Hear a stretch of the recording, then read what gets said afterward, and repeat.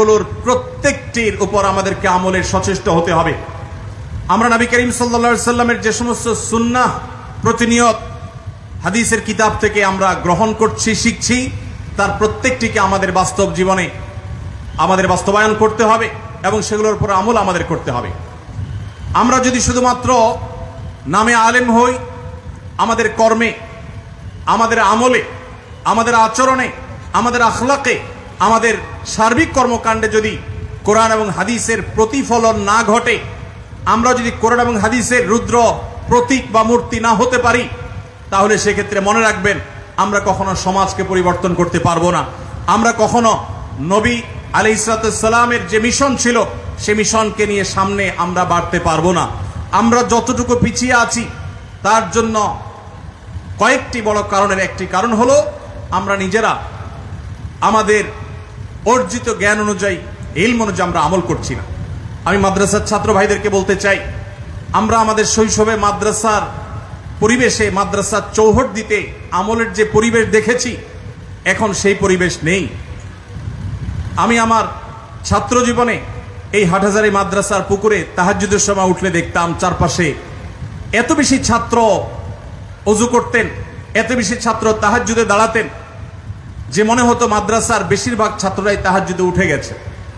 তাদের রোনাজারি ছিল শিখবার মতো, অনুপ্রাণিত হবার মতো। আমি হাতিয়া ফয়জুল্লাহ মাদ্রাসায় পড়েছি, সেখানে শতকরা 90% ছাত্রকে দেখতাম যে তারা তাহাজ্জুদের সময় উঠে নামাজ পড়ে। আমি আমার পরীক্ষার এমন দৃশ্যের কথা প্রায় মনে পড়ে, বলতে পারি আপনাদের সাথে। হাতিয়াতে যখন আমি পড়ি ফয়জুল্লাহ মাদ্রাসায়, মুফতি ফয়জুল্লাহ রাহমাহুল্লাহর হাতে গড়া ছাত্র আমার উস্তাদ মুহতারাম মুফতি সাইফুল ইসলাম সাহেব রহমতুল্লাহি আলাইহি, আমার এই নামটি আহমদুল্লাহ নামটি যিনি নামকরণ করেছেন, আমার উস্তাজে মুহতারাম উস্তাজে শফিক মুফতি সাইফুল ইসলাম সাহেব রহমতুল্লাহি আলাইহির মাদ্রাসায় আমার মনে আছে যে আমি যখন নাহবে মীর জামাতে পড়ি, তখন আমাদের উস্তাজ এসে পরীক্ষা নেওয়ার সময় প্রশ্ন বলে দিতেন, আমরা প্রশ্ন লিখে নিতাম। লেখার পর উস্তাজ বলতেন, যাও যার যার রুমে চলে যাও, পরীক্ষার এই প্রশ্নের জবাব লিখে নিয়ে আসো। আমরা প্রশ্ন লিখে সবাই যার যার রুমে চলে যেতাম। নির্দিষ্ট সময় দেয়া থাকতো, সবাই প্রশ্ন লিখে, প্রশ্নের উত্তর লিখে আবার চলে আসতাম। কেন রুমে যেতাম? কারণ সেখানে আসলে আলাদা পরীক্ষার হল বলতে আলাদা কিছু ছিল না। হাতিয়া মাদ্রাসা সম্পর্কে যারা জানেন তারা বলতে পারবেন। সেখানে বোর্ডিং এর কোনো সিস্টেম এখনো পর্যন্ত নয়, আমি যতটুকু জানি। পরীক্ষার আলাদা হলের কোনো জায়গা নেই, খুব সীমিত জায়গাতে 400-500 ছাত্র পড়াশোনা করতে হতো। তো আমরা যার যার জায়গায় গিয়ে পরীক্ষার খাতায় প্রশ্নের উত্তর লিখে নিয়ে আসতাম। আজও গোটা পৃথিবীতে এ ধরনের ঘটনা যদি বলা হয়, পৃথিবীর যে কোনো প্রান্তের মানুষের কাছে রূপকথার গল্পের মতো মনে হবে। অথচ বাস্তবতা হলো যে একজন শিক্ষার্থী, আমাদের ক্লাসে 50-55 জন ছাত্র ছিলেন। আমি তখন অনেক ছোট ছিলাম বয়সে, আমার পরিষ্কার মনে আছে। আমি নিজে অবাক হয়েছি, কারণ এর আগেও আমি 1-2টি মাদ্রাসায় পড়েছি, এরকম দৃশ্য দেখিনি। সব মাদ্রাসায় এরকম দৃশ্য নেই। তখন আমি দেখেছি যে সব ছাত্র ভাইয়েরা প্রত্যেকে আমানতদারিতার সাথে, আল্লাহকে ভয় করে প্রত্যেকে পরীক্ষার খাতায় যা পাচ্ছেন তা লিখে এনে উস্তাদের কাছে, শিক্ষকের কাছে জমা করে দিয়েছে। মাদ্রাসার ছাত্রদের নীতিনৈতিকতা, তাদের আমল, তাদের আদর্শ এবং অর্জিত জ্ঞান অনুযায়ী আমল করার যে উজ্জ্বল উদাহরণ আমরা আমাদের ছাত্র জীবনে, আমাদের শৈশবে দেখেছি, আজ সেটা অনেকখানি হারিয়ে যাচ্ছে। ভাইরা আমার, গোটা দেশ, গোটা জাতি, বরং গোটা বিশ্বের মানুষ চেয়ে আছে আজ আপনাদেরকে নেতৃত্ব দিতে হবে, মানুষকে আদর্শের পথে মানুষকে উঠাতে হবে, নীতিবান বানাতে হবে, নামধারী মুসলমানদেরকে সত্যিকারের মুসলমান বানাতে হবে। আপনারা সেই নবীওয়ালা মেহনতের কান্ডারি হতে হলে, নবীদের ওয়ারিস হতে হলে আপনাদের ইলম অনুযায়ী আমলের ব্যাপারে সর্বোচ্চ সতর্ক থাকতে হবে। তৃতীয়ত যে বিষয়টি বলতে চাই তা হলো, একজন হক্কানি আলেমের সবচেয়ে বড় মার্কাগুলোর একটি হলো দুনিয়া বিমুখতা। আমরা অনেকে কোরআন হাদিসের জ্ঞান অর্জন করি, অথচ দুনিয়ার প্রতি আকর্ষণ এত বেশি থাকে যে দুনিয়া আমাদেরকে আচ্ছন্ন করে ফেলে, আমাদেরকে গ্রাস করে ফেলে, আমাদেরকে গিলে ফেলে। পার্থিব বিভিন্ন মোহ এগুলো আমাদেরকে এমন ভাবে ঝেঁকে ধরে যে আমাদের আদর্শের জায়গা থেকে আমরা সরে যাই, আমাদের লক্ষ্য, আমাদের টার্গেটের জায়গা থেকে আমরা বিচ্যুত হয়ে যাই, বিভ্রান্ত হয়ে যাই। অতএব একজন আদর্শ আলেম হওয়ার জন্য আপনার জীবনের লক্ষ্য ঠিক করতে হবে, পার্থিব জীবনে অর্থ আহরণ করা, অর্থ সংগ্রহ করা, অর্থ সঞ্চয় করা, সম্পদশালী হওয়া, এটা একজন আলেম, আপনি দায়ী হিসাবে, আলেম হিসাবে আপনার টার্গেট হতে পারে না। অতএব দুনিয়া বিমুখতার এই জায়গাটাতে আমাদেরকে আলাদা করে মনোযোগ দিতে হবে। আর এই কাজটিকে বাস্তবায়ন করার জন্য 4 নম্বর পয়েন্ট হলো আল্লাহর নেককার বান্দাদের সোহবত। আসাতেজা একরামের মধ্যে, সিনিয়র মুরব্বী ওলামা একরামের মধ্যে যাকে আপনার ভালো মনে হয়, যার প্রতি আপনার আস্থা হয়, যাকে মনে হয় বিচক্ষণ, যাকে মনে হয় সত্যিকারের আল্লাহওয়ালা এবং মুত্তাকি, সেরকম মুরব্বী ওস্তাদদের সোহবত এবং সান্নিধ্য খুব বেশি জরুরি।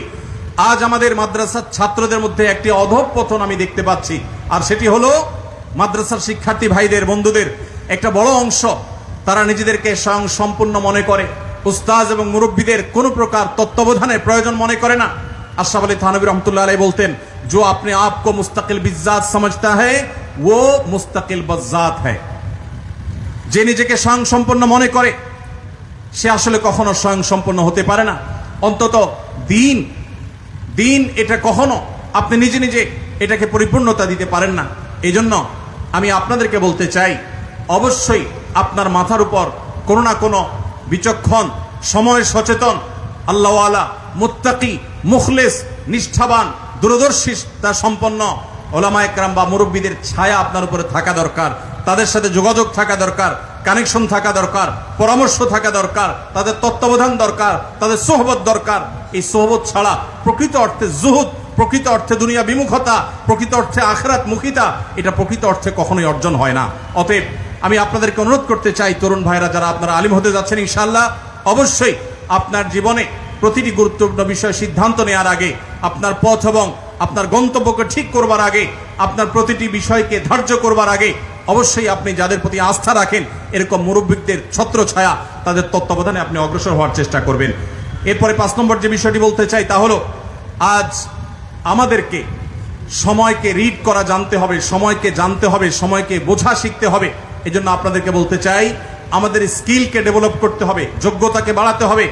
আমাদের মাদ্রাসায় পড়াকালীন সময়ে আমাদের কিতাবী যোগ্যতা গড়া, একাডেমিক যোগ্যতা গড়া, আমাদের মাদ্রাসার পড়াশোনার প্রতি মনোযোগী হওয়া, এটা থাকবে সবচেয়ে গুরুত্বপূর্ণ কাজ। পাশাপাশি আমরা যখন কর্মস্থলে যাব, আমরা যখন কাজের ময়দানে যাব, তার আগে বিশেষ করে দাওয়াতি ফিল্ডে যারা কাজ করবেন তাদেরকে সময়ের ভাষা রপ্ত করতে হবে, তাদেরকে সময়ের গুরুত্বপূর্ণ বিষয়গুলো রপ্ত করতে হবে, রাজনীতি সচেতন হতে হবে, সমাজের পালসকে বুঝতে চেষ্টা করতে হবে। এজন্য প্রয়োজনীয় যে যোগ্যতা আছে সেগুলো অর্জন করতে হবে।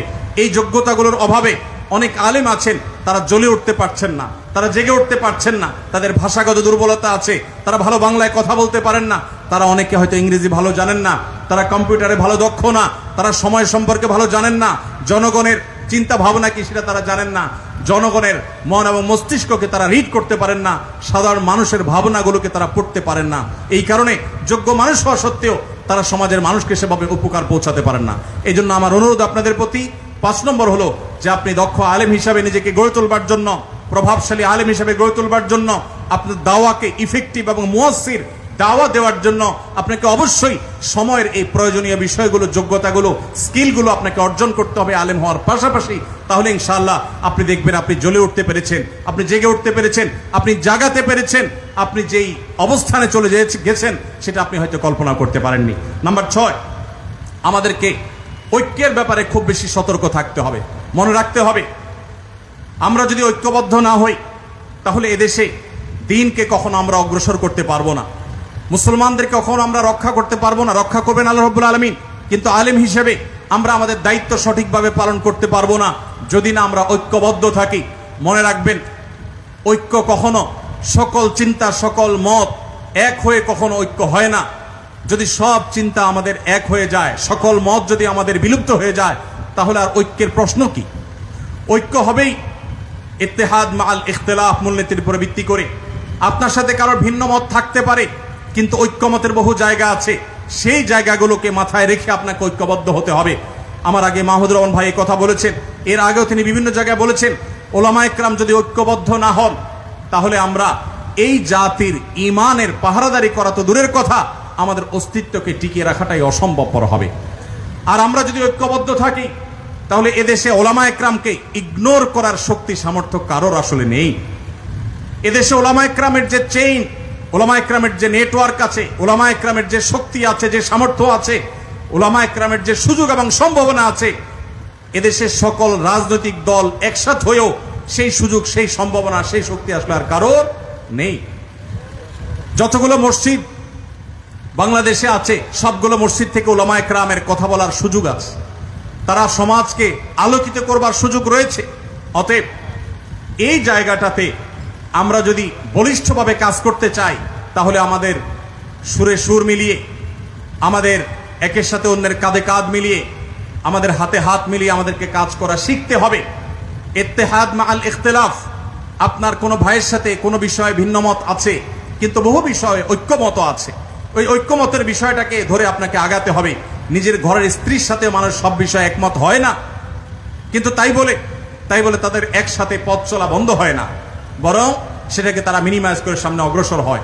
আমি আপনাদেরকে অনুরোধ করতে চাই, কর্মের স্থলে, কর্মের ময়দানে যখন যাবেন, আপনারা অবশ্যই আপনার সমাজে বিভিন্ন চিন্তার মানুষ থাকলেও আপনি সবাইকে ভাই হিসাবে আপনার বুকে জায়গা দেওয়ার জন্য আপনাকে প্রস্তুত থাকতে হবে। আমি বলছি না আপনার আকীদা, আপনার মানহাজ, আপনার আদর্শ, আপনার চিন্তা চেতনাকে বিলীন করতে, সে জায়গায় আপনি অটল থাকেন, সে জায়গায় আপনি অবচল থাকেন, কিন্তু দ্বীনের বৃহত্তর স্বার্থে আপনাকে আপনার আহলে কিবলা, আহলে সুন্নাল জামাতের গণ্ডিতে থাকা মুসলমান ভাইদেরকে আপনার আপন করা শিখতে হবে, তাদেরকে সাথে নিয়ে যেতে হবে। আল্লাহ তাআলা আমাদের সবাইকে সেই তৌফিক দান করুন। ভাইরা আমার, এই হাটহাজারী এটা এদেশের সাম্প্রদায়িক সম্প্রীতির সবচেয়ে উজ্জ্বল উদাহরণ। আমি বিভিন্ন মিডিয়াতে, বিভিন্ন টিভি চ্যানেলে, বিভিন্ন প্রোগ্রামে আমি বলার চেষ্টা করি, হাটহাজারী মাদ্রাসার পাশেই যে মন্দিরের অবস্থান আছে, আমি আমার ছাত্র জীবনে দেখেছি শত বছর ধরে এত বিশাল বড় বাংলাদেশের সবচেয়ে বড় মাদ্রাসা, দ্বীনী শিক্ষা প্রতিষ্ঠান, এর ওয়াল ঘেঁষে যে একটি মন্দির রয়েছে, মাদ্রাসার শিক্ষার্থীরা সেই মন্দিরের দিকে কোনোদিন একটা ঢেল ছোড়ার কোনো ইতিহাস, কোনো রেকর্ড কেউ দেখাতে পারবে না। এরপরও দুর্ভাগ্যজনকভাবে মুসলমানদেরকে আসামের কাঠগড়ায় দেশের কিছু মানুষ দাঁড় করাবার চেষ্টা করে। প্রিয় নবী সাল্লাল্লাহু আলাইহি সাল্লামের জীবনে যতগুলো যুদ্ধে, যতগুলো জিহাদে তিনি শরীক হয়েছেন, সবগুলো যুদ্ধে সর্বসাকুল্যে মোট 1000 মানুষ মাত্র মারা গেছেন। এর মধ্যে 600 জন প্রায় ইহুদি, যারা বিশ্বাসঘাতকতার কারণে দণ্ডস্বরূপ তাদের হত্যা করা হয়েছে, আর বাকি মাত্র 400+ মানুষ, তারা এতগুলো যুদ্ধে মারা গেছে। গোটা বিশ্বে মুহাম্মদ সাল্লাল্লাহু আলাইহি সাল্লাম তার আদর্শকে বাস্তবায়ন করতে গিয়ে মাত্র 400 মানুষকে জীবন দিতে হয়েছে। আজ মানবতার সবক আপনাকে আমাকে সকাল বিকাল যারা দিয়ে থাকে, সকাল বিকাল যারা দিয়ে থাকে, সেই মানুষগুলোর ইতিহাস হলো যে তাদের এক একটা যুদ্ধে লক্ষ লক্ষ মিলিয়ন মিলিয়ন মানুষকে তারা হত্যা করে। এরপরে মুসলমানদেরকে তারা অশান্তিকামী, মুসলমানদেরকে তারা জঙ্গি, মুসলমানদেরকে তারা সন্ত্রাসী, নানা রকম অভিধায় তারা ভূষিত করে, খারাপ অভিধায়। ভাইরা আমার, আমাদের এই দুর্নাম দূর করবার জন্য, এই দুর্নাম গোছাবার জন্য আমাদেরকে কাজ করতে হবে। সমাজের কোনো অসুবিধা আছে, সবার আগে আপনাকে অগ্রসর হতে হবে। আমি ইমামদেরকে বলি, আপনারা অনেকেই বিভিন্ন মসজিদের একসময় দায়িত্ব পালন করবেন। আপনার এলাকাতে ড্রেন জ্যাম হয়ে গেছে, আপনার নেতৃত্বে যুবকদেরকে নিয়ে আপনি সেটি পরিষ্কারে নেমে পড়বেন। আপনার এলাকায় কোনো অসুবিধা তৈরি হয়েছে, আপনি সমাজের সব মানুষকে নিয়ে আপনার নেতৃত্বে সেসব সমস্যাকে সলভ করবেন। আমার প্রিয় নবী সাল্লাল্লাহু আলাইহি সাল্লাম হিলফুল ফুজুল করেছিলেন, মক্কাতে হিলফুল ফুজুলের সাথে জড়িত হয়েছিলেন, মক্কায় বাহির থেকে আসা মানুষদের জুলুম থেকে তাদেরকে রক্ষা করবার জন্য। প্রিয় নবী সাল্লাল্লাহু আলাইহি সাল্লাম কাবা শরীফের যে হাজরাত পাথর রাখা নিয়ে কুরাইশদের মধ্যে মতবিরোধ দেখা দিয়েছে, তিনি সেখানে উদ্যোগ গ্রহণ করে সেই মতবিরোধকে শেষ করে দিয়েছেন, মীমাংসা করে দিয়েছেন। সমাজে তিনি মীমাংসার উদ্যোগ গ্রহণ করেছেন। আপনি মুহাম্মদ সাল্লাল্লাহু আলাইহি সাল্লামের ওয়ারিস হিসেবে শুধু মসজিদে খুতবা দিলে আপনার চলবে না, শুধু ওয়াজ মাহফিলে কথা বললে চলবে না। মানুষ যখন পীড়িত হবে আপনাকে যেতে হবে। স্বামী স্ত্রীর মধ্যে যখন অশান্তি সৃষ্টি হবে, শুধু তালাকের ফতোয়া দিলে হবে না, তাদের মধ্যে মীমাংসার উদ্যোগ আপনাকে নিতে হবে, কাউন্সিলিং এর উদ্যোগ আপনাকে নিতে হবে, স্বামী স্ত্রীর মধ্যে ভুল বুঝাবুঝি দূর করার উদ্যোগ আপনাকে নিতে হবে। বাপ সন্তানের মধ্যে দূরত্ব হয়েছে, আপনার মসজিদ থেকে সেটার কাউন্সিলিং ব্যবস্থা করতে হবে। আমার প্রিয় নবী সাল্লাল্লাহু আলাইহি সাল্লাম শুধু ফতোয়া দেন নাই, তিনি মসজিদে নববীতে বসে স্বামী স্ত্রীর মধ্যকার মনোমালিন্য দূর করবার উদ্যোগ গ্রহণ করেছেন, বাবা সন্তানের সমস্যাকে সমাধান করবার চেষ্টা করেছেন। আউস এবং খাজরাজের মধ্যকার যে দূরত্ব ছিল সেটাকে, মনোমালিন্যকে দূর করবার উদ্যোগ নিয়েছেন। তিনি সমাজের সব ধরনের কাজে নিজেকে সামিল করেছেন, মানুষের জন্য কল্যাণকারী হিসেবে নিজেকে প্রতিষ্ঠিত করেছেন। আর এভাবেই তার আদর্শ গোটা পৃথিবীতে বাস্তবায়িত হতে হয়েছে। আজ আমরা যদি নিজেদেরকে মসজিদে আবদ্ধ করে রাখি, মাহফিলে আবদ্ধ করে রাখি, মাদ্রাসা আবদ্ধ করে রাখি, মনে করি এই সমস্ত ধর্মীয় চক্র বা এই কাজগুলোর মধ্যেই আমাদের কাজ সীমাবদ্ধ, মনে রাখবেন আপনি নেতৃত্বের আসনে আসীন হতে পারবেন না। আপনাকে সমাজের মানুষের হিতাকাঙ্ক্ষী হতে হবে, সমাজের মানুষের কল্যাণে আপনাকে পাওয়া যেতে হবে। মানুষের বন্যা হবে, সবার আগে আপনি চলে যাবেন। ভূমিকম্প হবে, সবার আগে উদ্ধারে আপনি চলে যাবেন। রাস্তা যানজট তৈরি হবে, সবার আগে আপনি চলে যাবেন যানজট দূর করবার জন্য। আপনি যানজট সৃষ্টি করবেন না। অনেক সময় মাহফিলে বক্তা আসার সময় রাস্তাঘাট বন্ধ করে দেওয়া হয় বক্তা নির্বিঘ্নে যাওয়ার জন্য। আমি ব্রাহ্মণবাড়িতে এক মাহফিলে গিয়েছি, দেখি কিছু যুবক আমাকে ওয়েলকাম করার জন্য এসেছেন বাইক নিয়ে। তারা রাস্তার সব গাড়ি থামিয়ে দিয়েছে, কেন? হুজুর আসবে।